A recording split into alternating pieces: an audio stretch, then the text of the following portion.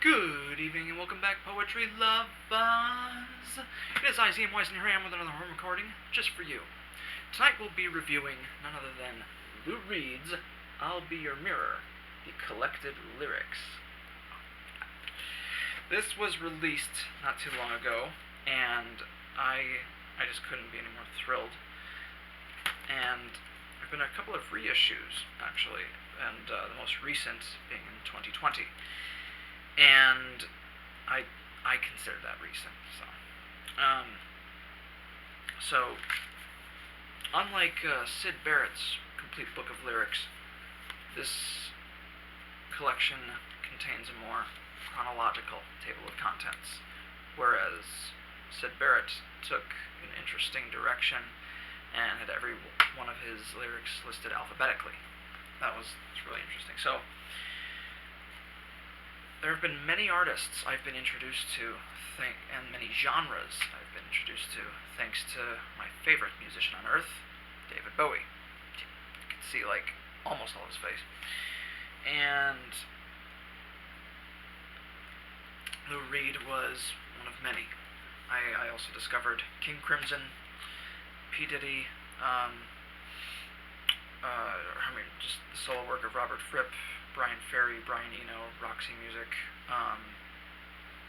a lot of music from Africa, a lot of music from Germany.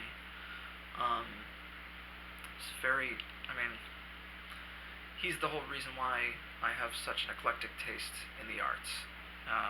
So I have Bowie to thank. And so with Lou Reed, akin to Bob Dylan, Jim Morrison, Patti Smith, Tom Waits, Leonard Cohen, Ani DeFranco, Serge Tankian, Alicia Keys, Gil Scott-Heron.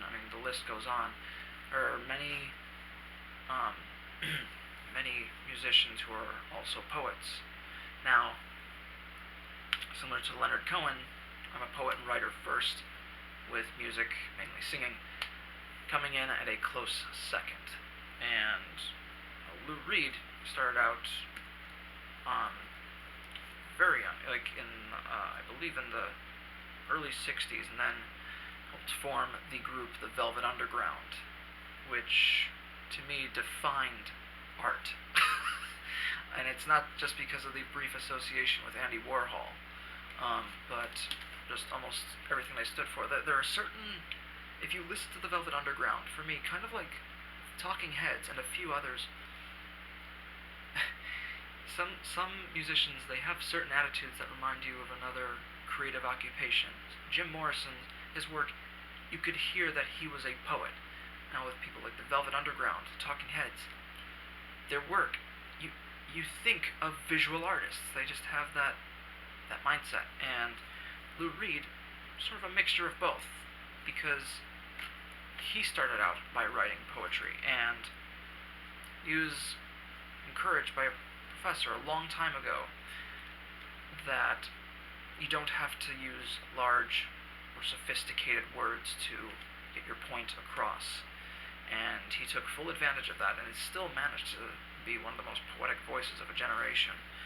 And that being said, this book includes just about everything. It has a preface by Lou Reed, Pass Through Fire by Lou Reed, two introductions, one by James Atlas and one by Martin Scorsese, out of all people. I'm not quite sure what his direct association with Lou Reed was, but we'll find out.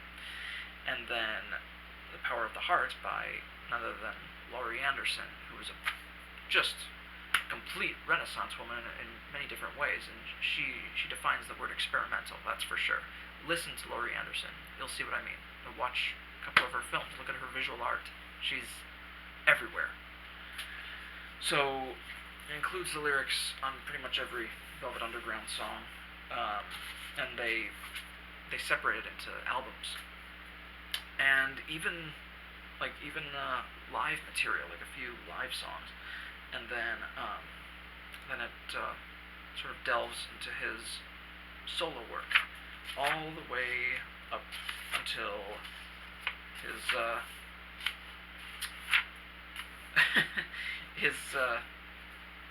album with Metallica, Lulu, which I haven't listened to all of it, but to my knowledge, not many people adored it that much. I'm trying to figure out why, because personally I don't listen to critics.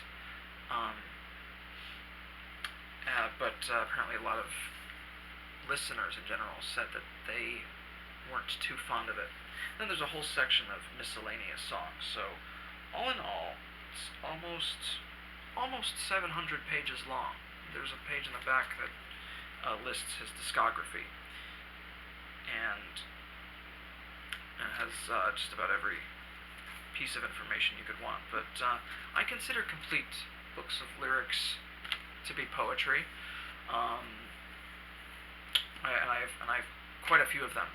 Patti Smith's, Grateful Dead, um,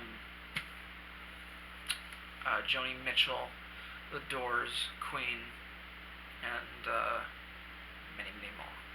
So I'm going to end this by singing a cappella one of my favorite songs, and he was greatly involved with David Bowie. He really did consider him a friend. They did have a brief spat later on in life, but um, things cleared up as far as I remember. And that being said, let me get to the exact page. And David Bowie produced the album of, just pretty much the entire album that this song is based off. It's called Transformer. And David Bowie sings with him sometimes, and this was just a simple piano song. And at first I didn't realize who the person with the higher pitch in the background was, but I'm like, oh my god, Bowie's singing with it. That's Bowie. I know that voice anywhere. So this is New York Telephone Conversation. Hope I don't butcher it too much. I was sleeping, gently napping, when I heard the phone. Who is on the other end talking? Am I even home? Did you see what she did to him? Did you hear what they said? Just a New York conversation rattling in my head. Oh my, and what shall we wear? Oh my, and who really cares? Just a New York conversation, gossip all of the time. Did you hear who did what to whom? Happens all the time. Who has touched and who has dabbled here in the city of shows? Openings, closings, bad repartee, everybody knows. Oh, how sad, and why do we call? Oh, I'm glad to hear from you all. I am calling, yes, I'm calling just to speak to you. For I know this night will kill me if I can't be with you. If I can't be with you. Get your copy today. I'll be your mirror. Collected lyrics. Lou Reed.